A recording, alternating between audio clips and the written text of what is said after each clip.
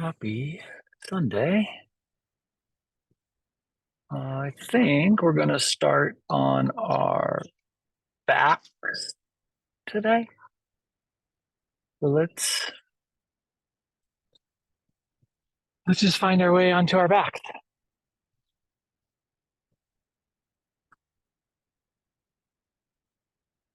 And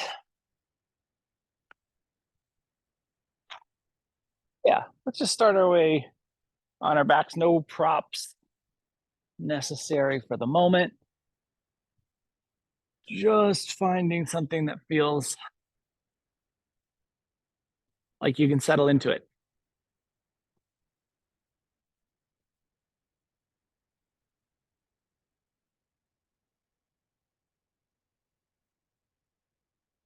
Knees can be bent, legs can be extended, arms can be by the side or towards cactus or T, or any other placement or positioning that feels supportive for you.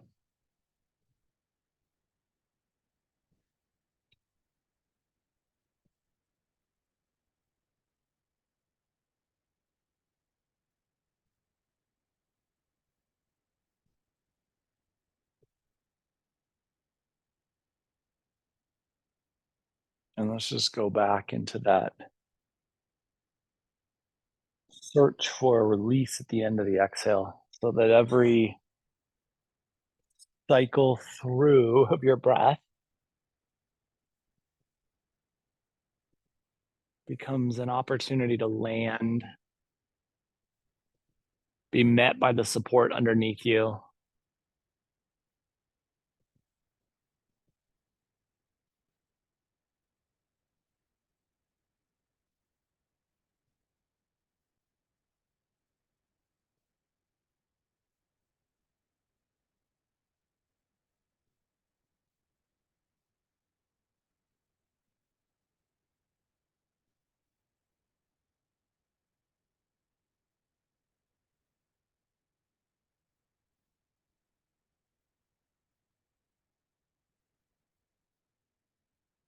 Give ourselves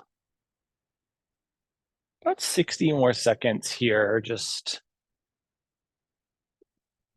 landing with each exhale breath, and with each cycle allowing for the opportunity to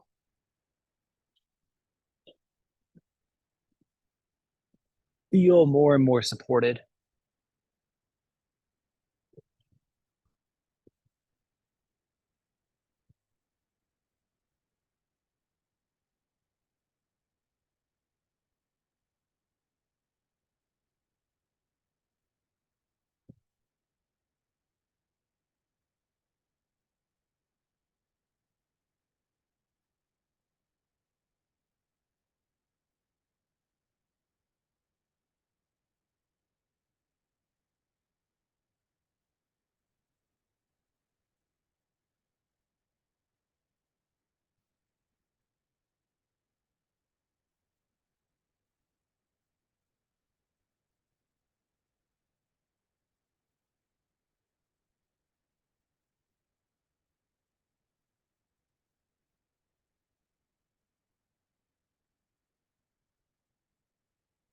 And when you feel right, we'll use an inhale breath to bring the knees into a bent space. And then let's just let the knees fall to one side or the other, whatever side feels best for you this morning. And we'll press up to tabletop. So we're going to be pretty brief here. This is going to be about as active as we get, but we'll work through a little cat-cow, really thinking about warming up the structure of the spine. So with an exhale, big full arch in the middle of the back, tuck the chin, tuck the tailbone, press down through the finger mounds and fingerprints, like you're using that energy in the hands and arms to elevate and extend the middle of the back. And then exhale, and as we exhale, belly drops, chin lifts, tailbone lifts. And here, think about softening between the shoulder blades so that we get that little bit of subscapular tissue relaxation. And there's, collapse is the wrong word, but an accentuation of that extension through the lumbar. And then you're just going right back to the opposite half of the breath. So inhaling and arching, pressing down into those hands, really thinking about those subtle adjustments through the shoulder girdle that can help to accentuate this mechanism of movement.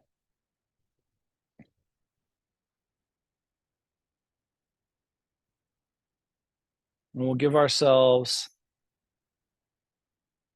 a couple more cycles in each direction. So, really thinking about finding that full articulation of flexion and full articulation of extension, knowing that we're going to transition after this structural movement into some soft tissue support of that structural space.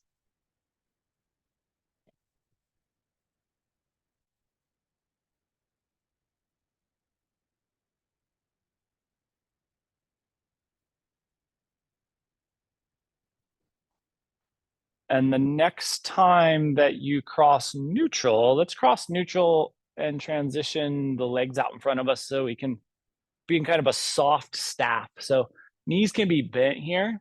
Knees are going to be bent here eventually, but if kind of setting up with the legs straight to get the spine, I find it a little bit easier to set the spine after I have the leg straight, and then I like to go to the knee bend. But we're eventually going to end up with a knee bend where we can grab underneath the legs. Now, remember, you can interlace the fingers here. I never do a good job demonstrating this. You can interlace the fingers here, you can interlace the wrist here, or you can grab opposite elbows. But we want to have some compression across the torso. And then we're just going to walk the legs forward until we can no longer maintain that compression, and then just settle the head into the shape. If it feels like you want some additional head support, you do have that blanket or towel that you can throw across the top of the legs there, and that can offer a little cervical spine support. So if that feels right, feel free to do that. We're going to hold this for extended amount of time. So we'll start to get into some of our longer holds this morning. I really like to extend holds on holiday classes because I just feel like we need some more recharge collectively as a group on these days.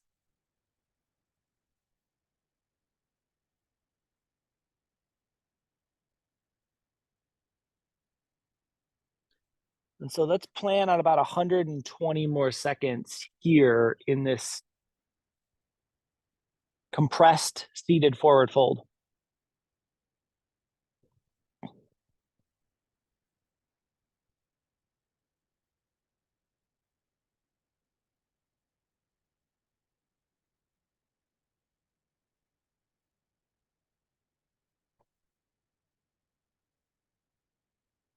Remember that you have the capacity to move and adjust, and that can be into further depth or back away from depth into more ease in the shape. And we just want to adjust in a way that is most helpful and supportive.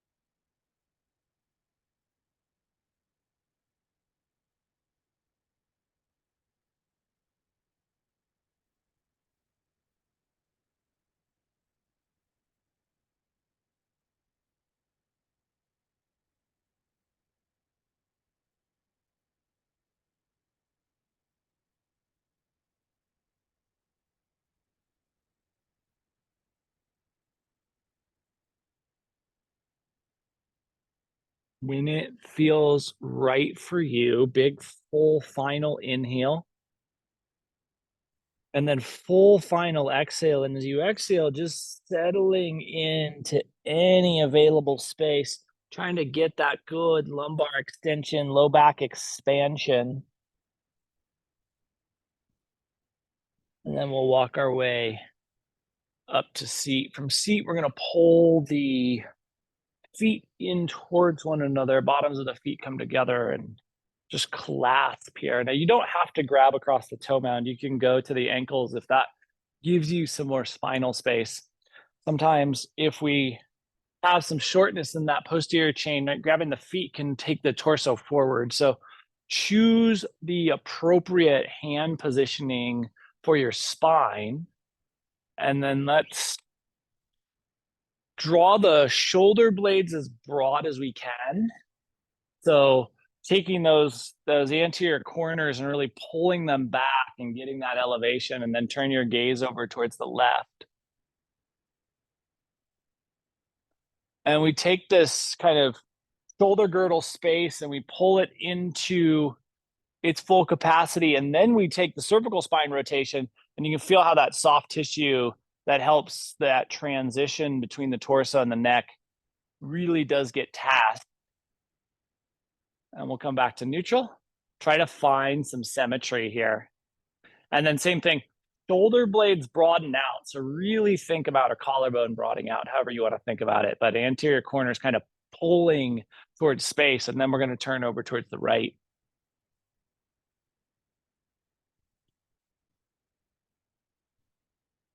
Really trying to get that transition between the torso and the neck to be a little more friendly.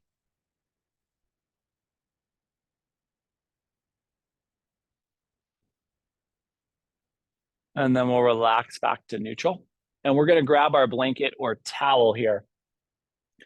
So from a shelf fold, shelf fold will work. Let's roll this, either a full roll or a half roll. It's going to end up underneath our neck. So if you know that a full roll is too much because it pinches your chin down to your sternum and elevates the back of the head, go with a roll that'll be more appropriate, and then we can adjust when we get down there. So we're going to head straight onto our back, returning to our back in a way where the neck is supported, the chin is subtly lifted, the back of the head is either on the unrolled portion of the blanket or on the mat. So really finding our way to this cervical spine positioning with the prop, and then letting all of that soft tissue work be supported here. Legs can be extended, knees can be bent, whatever feels most appropriate for you. Arms can be a cactus or by your side or out at T. And then we're going to settle in and just let the blanket do the work. As you spend more and more time here, and I'll try to remind us as we get a little deeper into the shape, but as we spend more time here, sometimes we increase the density of the prop, right? Because the blanket is blanket or towel has a little bit of softness to it. We increase the density by just our weight, but then we may lose some of the depth. So you may find yourself making some subtle adjustments so that you continue to feel the positioning that we're looking for in the neck. And that's just kind of on your awareness. If you feel like you need to add more roll to your prop, do so, or more thickness to your prop. And then we'll just fully settle in. Pay attention to how the positioning of the cervical spine is impacting the soft tissue on the backside of the body, in the upper half of the torso, and the thoracic spine, and the lower half of the torso, and the lumbar spine. And remember that you have the ability to adjust leg positioning. Knees can be bent, bottoms of the feet can be together, legs can be extended. All of those leg positions work ideally as long as they're supportive of your head, neck, and shoulder relaxation.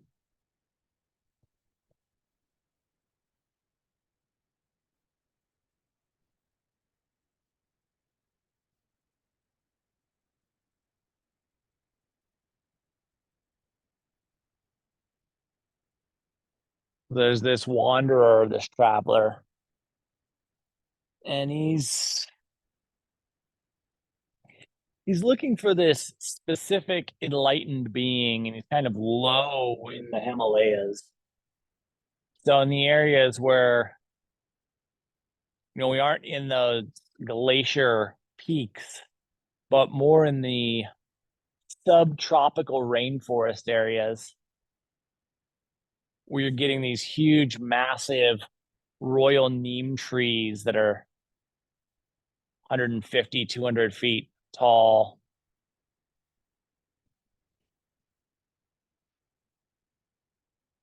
And he's been wandering the planet and the world, kind of looking for his space, the place he's going to call home eventually.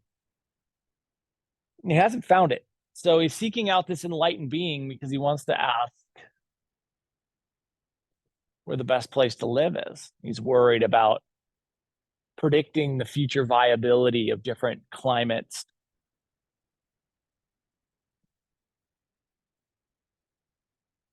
And so as he's wandering the path or following the path towards this enlightened being's space, he's working through these low brush jungles, and the path is relatively clear for such a remote space. And he eventually comes upon this little hut. And inside this hut is who he expects as an enlightened being. And she opens the door and she offers him tea, as they always do, and invites him in, and they sit down and they have tea, and he asks her the question. Where he decides to get a little clever with the question. He says, "Where's paradise?" And she smiles and she says, "Oh, it's just down the canyon here. The canyon's going to Y and go to the left. And as you go to the left, you'll find paradise." This was not the answer he expected. The simplicity of the location was certainly convenient, but he doesn't really believe her. He does end up leaving and heading down to the canyon and following that.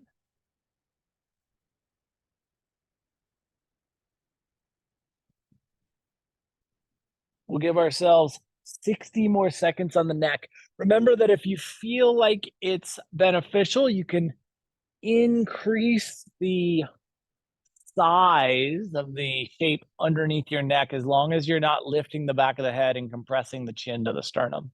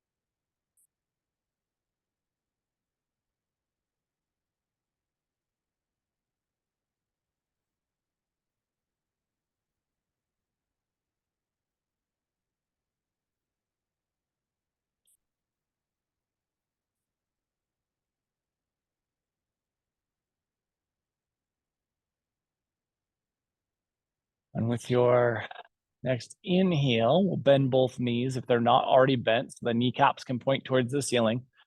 Bring enough strength through that neck musculature that you can slide the prop out from underneath you.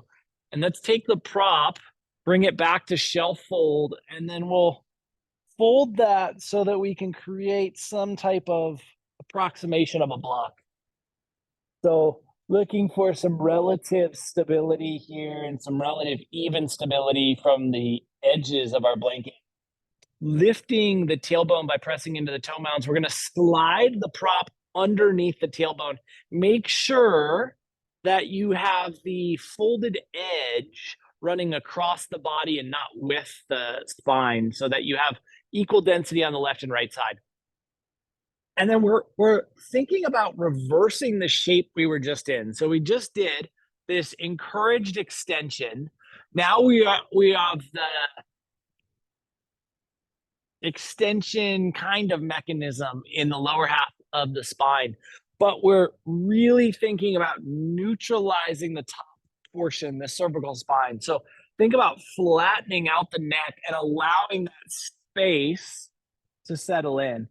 There's a subtle compressive energy in the throat from the chin positioning here.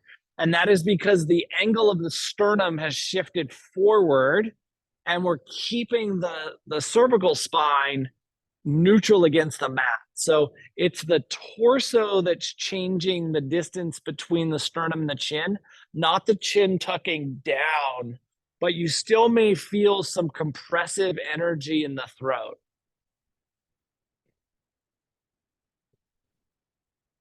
And then we're going to draw our breath right into the base of the throat, like you're trying to soften the base of the throat musculature right at that little anterior navel space with each really inhale and exhale. Often we think of the exhale as the softening component of the breath, but by pulling the breath into the base of the throat, think about expanding that area. And then through that expansion, we soften or release even further on the exhale.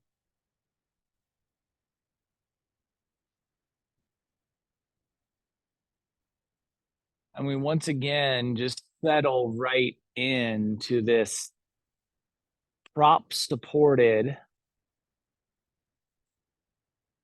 lower back bend, but really a different articulation of the spinal shape.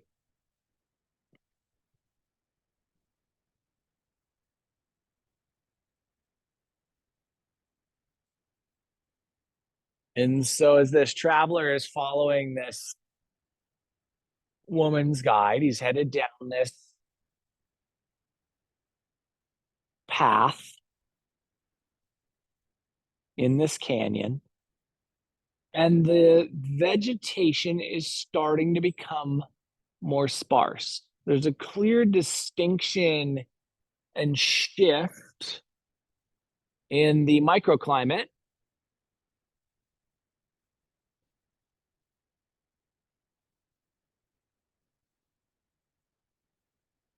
The trees which used to tower overhead are getting shorter and shorter and shorter until there's just shrubs. And then sure enough, the canyon wise. And as he was told, if he goes to the left, he'll find paradise. He follows the canyon to the left.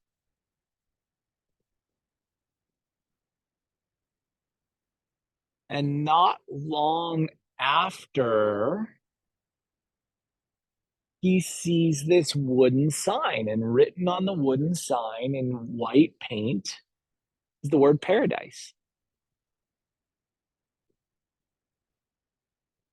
And he looks beyond the sign and he sees this little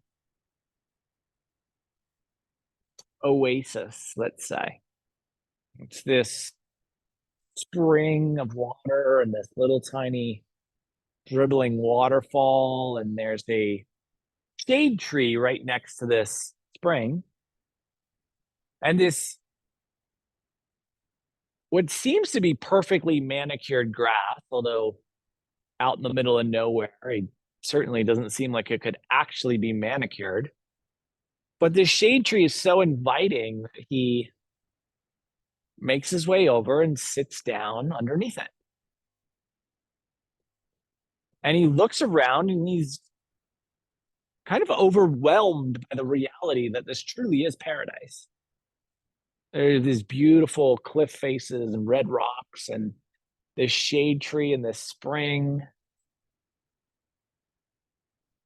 But he starts to regret not bringing nourishment, food. He wants to stay here for as long as he can, but he doesn't have anything to eat. And almost as if it appears out of nowhere, and certainly is something he must have somehow overlooked. He looks up and he sees this food truck.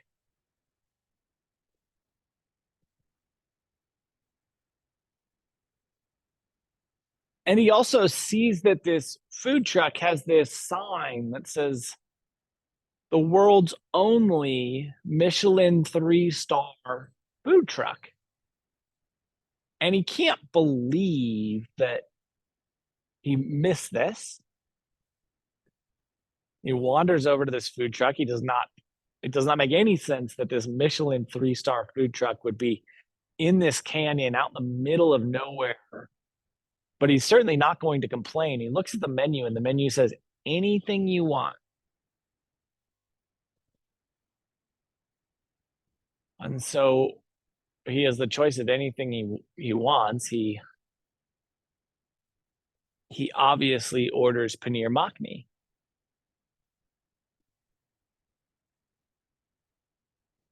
And he almost instantaneously gets his paneer makhni, and it has this perfect reddish yellow cream color. And they didn't even inquire about his desire for spice adjustments. And he's been to Michelin 3-star restaurants before, so he's not exactly surprised by the fact that they're not going to adjust for his preferences. But he takes a bite and it's exactly his preference. The spiciness is absolutely perfect. It's not overpowering, but it is accentuating the more rich, bold, full flavor tones of the sauce. And the paneer seems to be seared just in a perfect way, in which it has this crisp outer shell and then the gooey cheesiness within. We'll give ourselves about 60 more seconds here.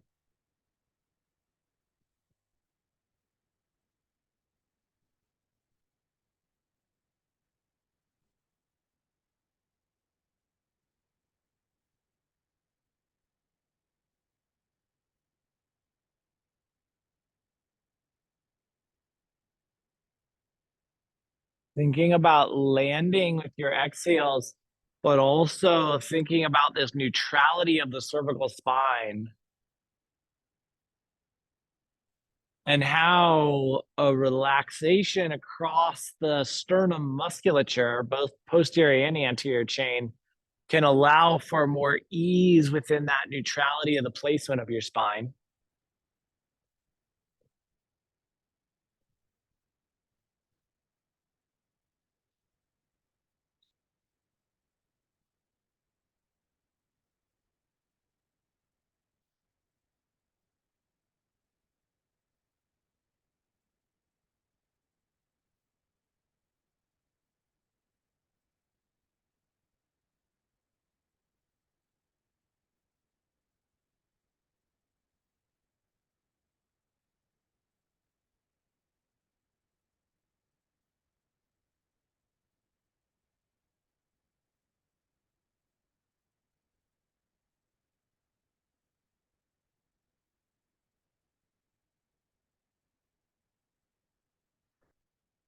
And then eventually, we are going to keep the blanket positioning This is a little bit of a new shape. We're going to do a lateral bend to the lumbar.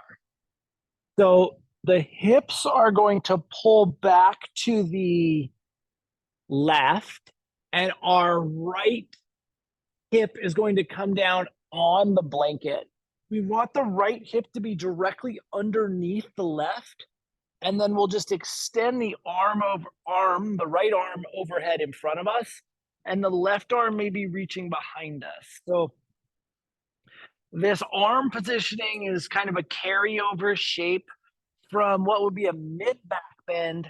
We're doing the lumbar version of this by keeping the prop underneath the hips and getting a little lateral chain expansion on this right side. This is going to be our shortest day of any shape we're in today.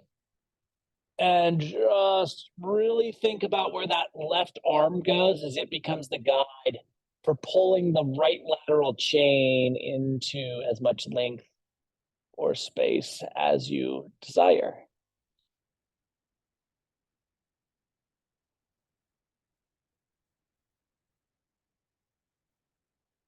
And then we'll bring the knees back to neutral. And we're going to do the same thing to the second side. So left hip pulls underneath us. Left hip comes to the mat, the blanket prop. The right hip is stacked here. So we really want to make sure the hips are stacked. Then the left arm reaches out in front of us and the right arm reaches overhead and more or less behind us, right? That's not fully directive, but you really think about the placement of the right arm or hand as the way to open up the lower half of the shape.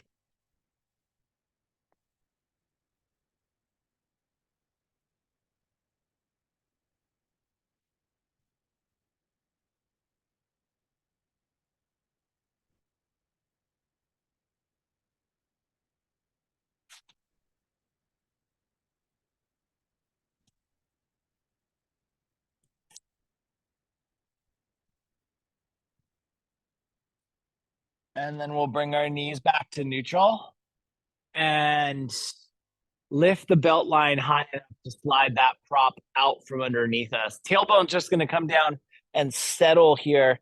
And as you get that tailbone settling, think about the entirety of the spine settling into the neutrality of the mat. Prop can, yeah, be set to the side for a moment here. So first, we're just allowing some of this neutrality to settle in, right? We've used the upper and lower half of the spine adjustments, and now we want to just see how the middle of the spine responds to that cervical and lumbar adjustment. And then we're going to start to add some sway. So knees start to rock side to side, finding your way into full expansiveness for your body this morning. And that does not mean that you necessarily need to go into full rotation, right? It just means you want to explore what feels the best for your spine here in this moment of practice.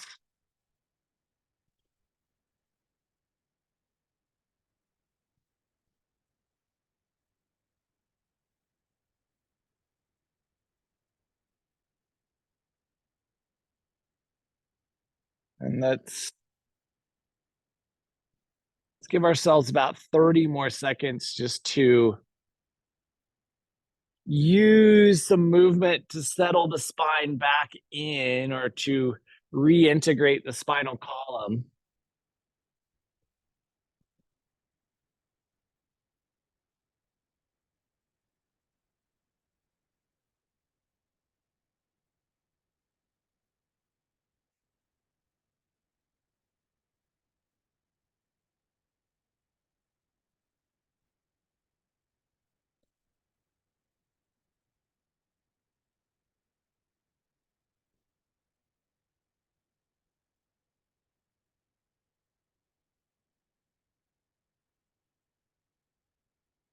before the knees come back to neutral, and we'll re-engage blanket towel prop. So we're going to take this out. If you're using a blanket, from shelf fold to one unfold, kind of towel length. Using a towel length is probably ideal, and then we'll roll that. And this really is one of my very favorite shapes. So blanket roll coming over the top of the ankles, bottoms of the feet coming together, getting that lateral edge support, and finding our way onto this supine butterfly.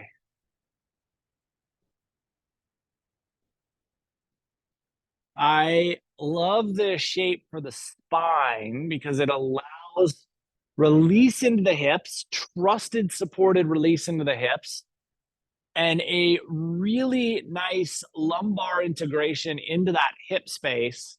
And then the rest of the spine has such an easy, has such a potent, there we go, potent neutrality and relaxation that we really get a nice alignment here.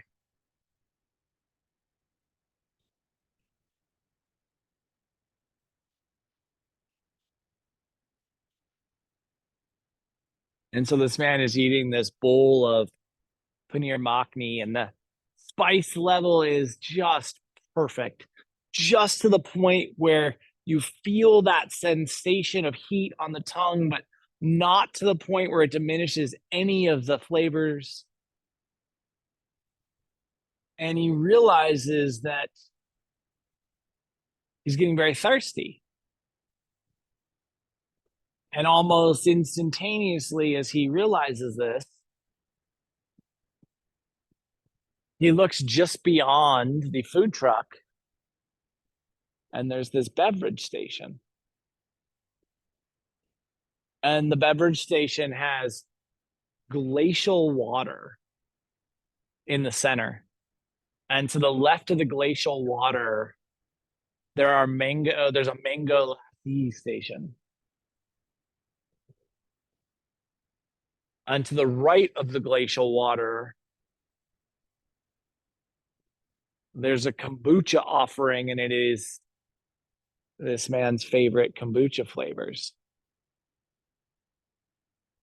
And he just is having a hard time fathoming now that he somehow missed both a food truck and a beverage station when he walked into this place labeled as paradise. But nonetheless, he goes over, he drinks some water. He's very thirsty. The water helps kind of quench the thirst. And then he gets a mango lassi because the sweetness helps to kind of quench any of that residual heat from the paneer makhni.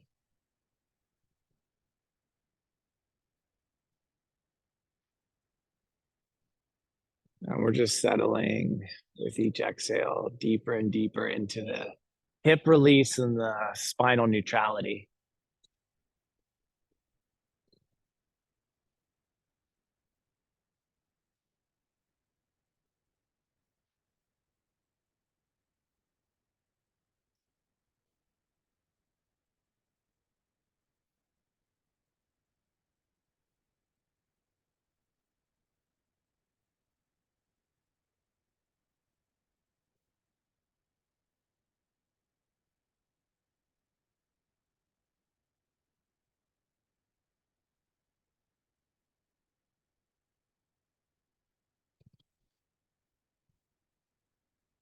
And so he gets a glass of water, he gets a glass of the mango lassi, and he takes it back over to his little spot underneath the shade tree. And then he goes back and he grabs 2 cups and he fills up 2 different versions of kombucha. And he comes back and he sits down and he's just kind of sipping through his beverage selections, and he's looking around and he's just trying to figure out exactly what is happening in his experience here.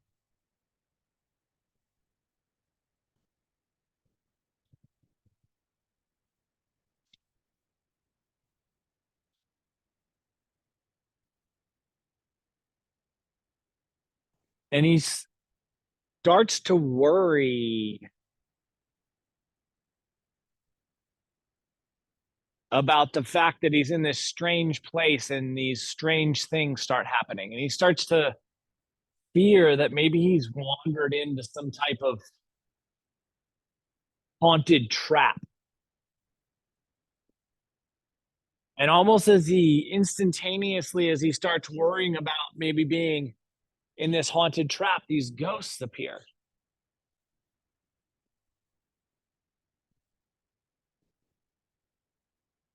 And they're essentially paying him no attention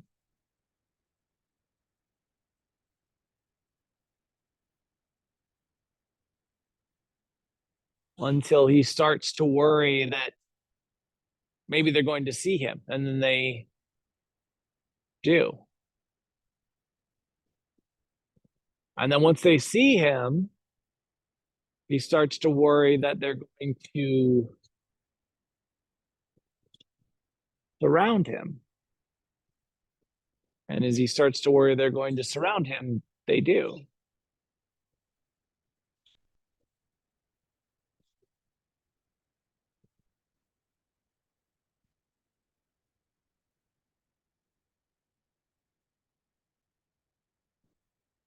We'll give ourselves just 60 more seconds here.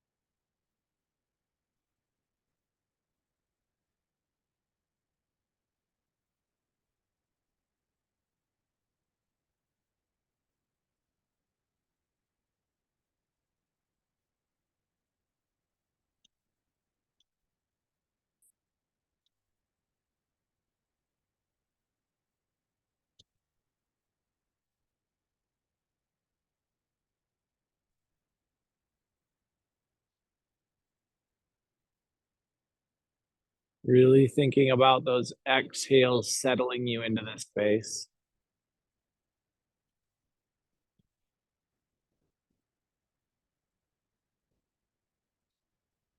And then when you're feeling right, when you're feeling ready, we'll help our knees back to neutral. We'll take our prop and we'll set that to the side. And the knees will be bent, kneecaps towards the ceiling, bottoms of the feet to the mat. Let's pull our left thigh, keep your right foot planted, pull your left thigh in towards the rib cage, interlace the hands on the shin or hamstring. Give yourself a nice little compression here.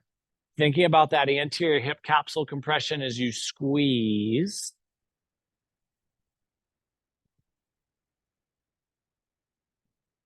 And then releasing the left foot down and letting both knees fall over towards the right into this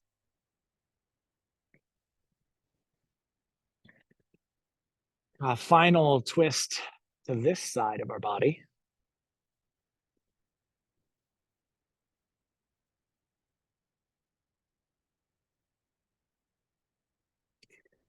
Settling into the exhale.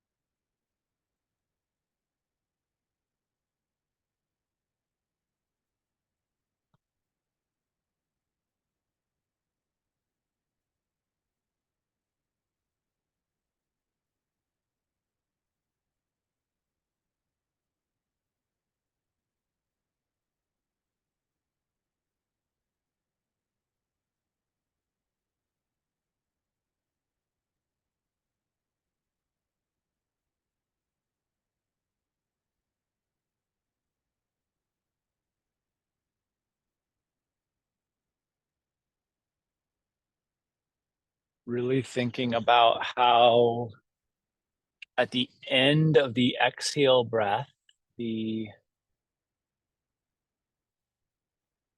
opportunity is to land and settle and ground deeper here into the lumbar rotation, but also into that lateral edge space.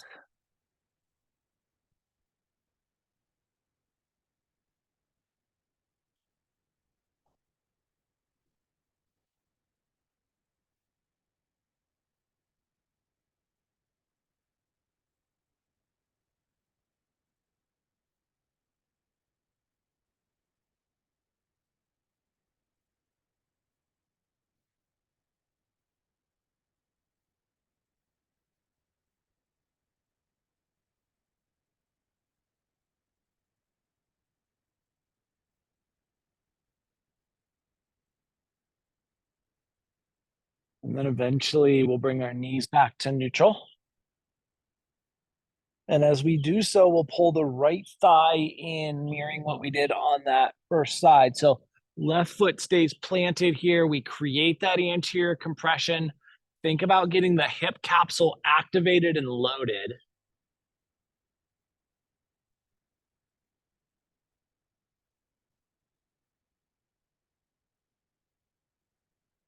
And then once we feel that hip capsule load, that thigh space releases as the foot comes back down to the mat. We let both knees fall over to the left for what will be the final twist, both to this side and to our practice this morning.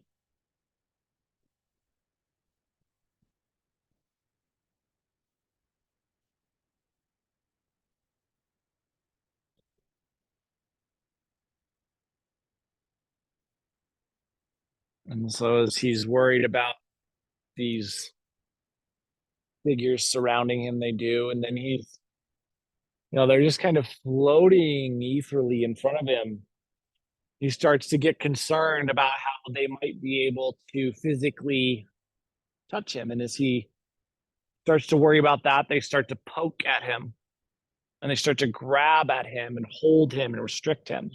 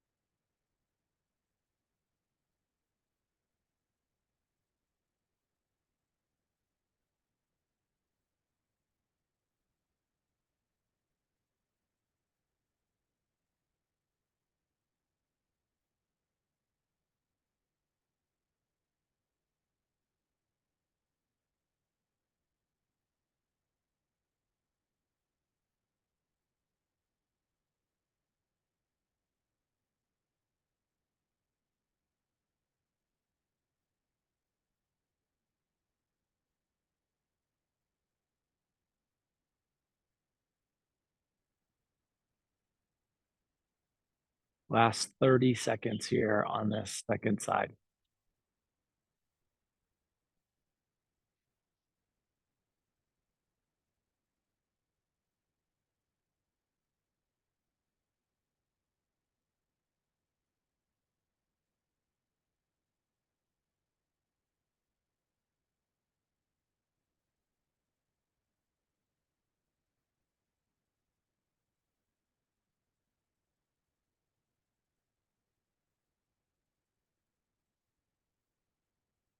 And when you're right, when you feel ready, We'll bring our knees back to neutral. Settle into that neutral alignment. Ask yourself if there's anything that your body might want, need, desire, appreciate before you settle into a shape for Shavasana.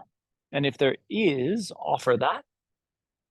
And if you're ready to find some stillness, let's find our way into some stillness.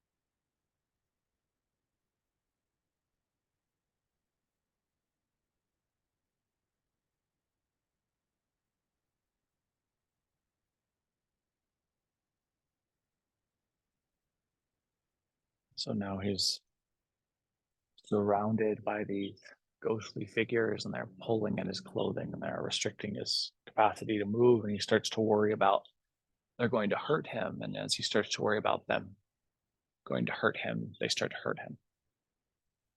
And as they start to hurt him, he starts to worry that they're going to kill him. And they're about to when this enlightened woman shows up. She stomps her foot and she smashes down this staff. And she says, "Enough." And as she says that, these ghostly figures disappear.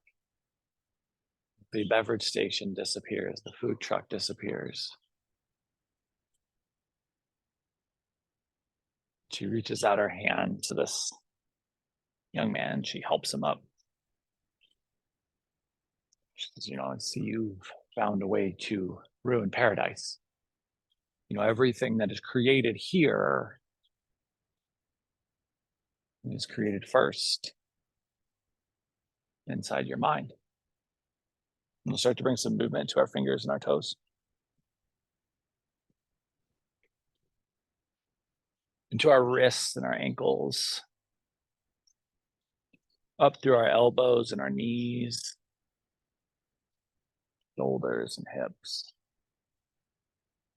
neck and head, jaw, eyes. Eventually, we'll allow enough movement throughout the body that we can transition from the shape we are in back into a seat.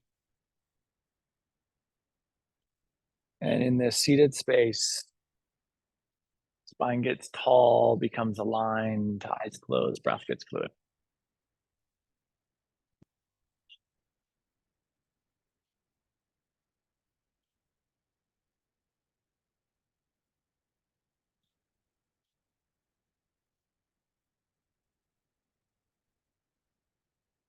And we'll inhale our hands together, heart center.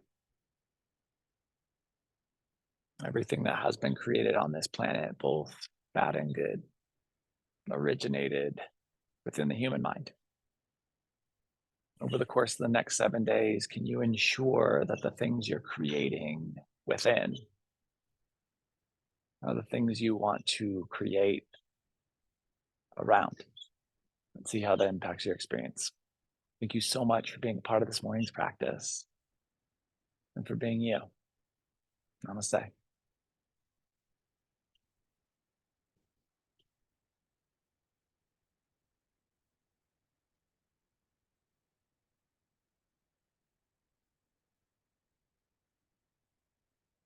Happy Sunday. Appreciate the heck out of you being here. No practice tomorrow night for the holiday.